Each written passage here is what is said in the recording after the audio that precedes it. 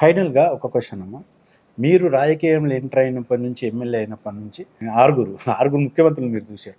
గతంలో మీరు women child corporation చైర్మన్‌గా ఉన్నప్పుడు కేసీఆర్ గారు. ఈ ఆరుగురిట్లలో రాజకీయంగా సరే, నేను ఆ క్వెషన్ అడగడము మీరు ఇబ్బంది పడొద్దు. మీరు బీఆర్ఎస్ పార్టీలో ఉన్నారు కాబట్టి కేసీఆర్ గారు అని చెప్పడానికి కూడా లేదు.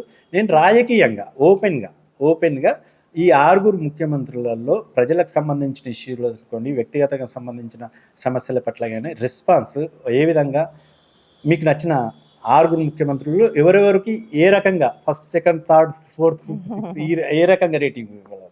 అంటే చంద్రబాబు నాయుడు గారు ఫస్ట్ తన సీఎం గారు, అంటే నేను ఫస్ట్ వెళ్ళినప్పుడు తన సీఎం గారు ఉన్నారు. మా నియోజకవర్గానికి వచ్చింది, కొన్నేళ్ళ గ్రామానికి వచ్చినారు.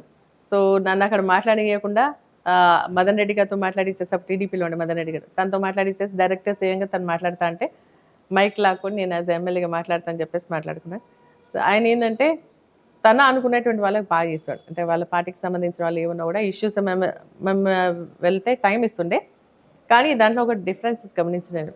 మేము ఇచ్చేదేమో కొంచెం లైట్గా పెన్సిల్తో కానీ ఇట్లా టిక్ పెట్టుకునేది, వాళ్ళు ఇస్తేనేమో డార్క్ పెట్టి పెద్ద పెట్టేది. సో ఆ డిఫరెన్స్ అందులో అబ్జర్వ్ చేసినాను. రెండవది రాజశేఖర రెడ్డి నమ్ముకున్న వాళ్ళకి ప్రాణం ఇచ్చేటువంటి వ్యక్తి, ప్రేమ చూసేది, ఆప్యాయంగా చూసేది, ఇర్రెస్పెక్టివ్ ఆఫ్ పార్టీ. నేనని కాకుండా ఇర్రెస్పెక్టివ్ ఆఫ్ పార్టీ ఎవరు వెళ్ళినా కూడా మరి అందరికీ కూడా సహాయం చేసేటువంటి గొప్ప మనసున్నటువంటి నాయకుడు రాజశేఖర రెడ్డి గారికి. ఆయనని ఎవరు కూడా తీయలేం, పోల్చలేం కూడా. రోషయ్య గారు కూడా ఏంటంటే చిన్న పిల్లలు కదా, వీళ్ళు చెప్పేది మేము ఎందుకు వినాలి అని చెప్పి అటువంటి ఆలోచన లేకుండా ఏది చెప్పినా కూడా విని మంచిదైతే అంటే దాన్ని ఫాలో అవ్వాలి, లేకుంటే సైలెంట్గా ఉండేది. ఆ విధంగా సహాయం చేయాలన్న ఆలోచన.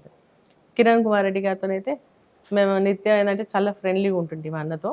సో ఆయన కూడా బాగా మాట్లాడుతున్నాం, మేము కూడా మాట్లాడుతూ కొట్లాడుతుండేది. అప్పుడు తెలంగాణ మూమెంట్ స్టార్ట్ అయిపోయింది కాబట్టి తెలంగాణ గురించి మాకు ఎక్కువ నిధి చేయాలి, మాకెందుకు ఇస్తలేరు, ఇండ్లు ఇస్తలేరు, రన్లు ఇస్తలేరు అని చెప్పేసి మాట్లాడుతుంటే నన్ను ఆయన తెలంగాణ తీవ్రవాదివి అనేది. సో అట్లా మాట్లాడుకుంటూ ఆయన కూడా ఏదైనా చెప్తే కూడా పాపం వినేది, చేసేది. ఆయనతో అట్లా ఆ రిలేషన్. కేసీఆర్ గారిది విమెన్ కమిషన్ ఉన్నప్పుడు నేను చాలా తక్కువ సమయంలో వెళ్ళినా కూడా ఎందుకంటే గొప్ప నాయకుడు, దూరదృష్టితో ఆలోచన చేసేటువంటి వ్యక్తి, తెలంగాణ సాధించినటువంటి గొప్ప నాయకుడు.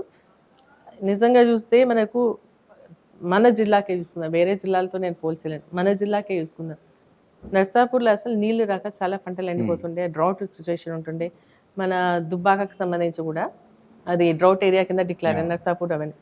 కానీ వారు దూరదృష్టితో ఆలోచన చేయడం వల్ల ఈరోజు కాళేశ్వరం ప్రాజెక్టు ద్వారా మనకు రంగనాయక సాగర్ కానీ, మల్లన్న సాగర్ కానీ, కొండపోచమ్మ కానీ, ఇవన్నీ ద్వారా మా నీళ్ళు వచ్చి మా అల్దివాగులో పడుతున్నాయి. మా అల్దివాగు ఎండిపోయింది ఎప్పటికో, అసలు ఆ కాలువలు కూడా కూరుకుపోయినటువంటి పరిస్థితి ఉంటే అల్దివాగులో నీళ్ళు వేస్తే ఇప్పుడు దాదాపు మనకు ఎల్దుర్తి మండల్, కొల్చారం మండల్కి కూడా నీళ్ళు వచ్చేసి వ్యవసాయం బాగా పండించుకుంటున్నాం.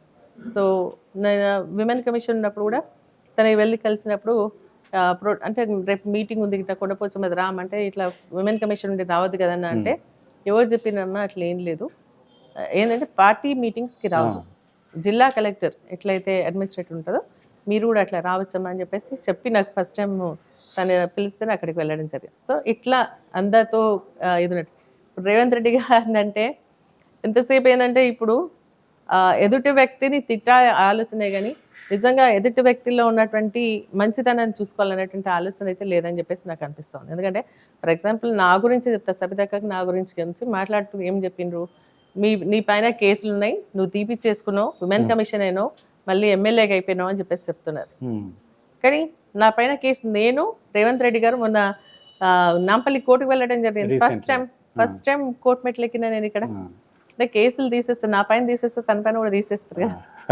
సో అట్లా ఎంతసేపు ఏంటంటే అడ్మినిస్ట్రేషన్ పైన కొంత పట్టు తెచ్చుకోవాల్సినటువంటి అవసరం ఉందని చెప్పేసి నేను భావిస్తాను. ధన్యవాదాలమ్మా.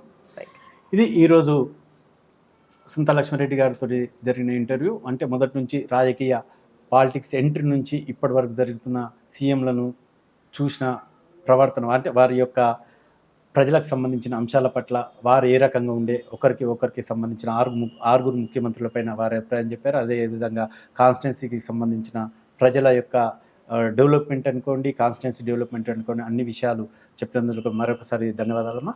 మరొక వ్యక్తితో మళ్ళీ కలుద్దాం. Thank you. Save a life. Download uBlood app, uBlood for the new blood.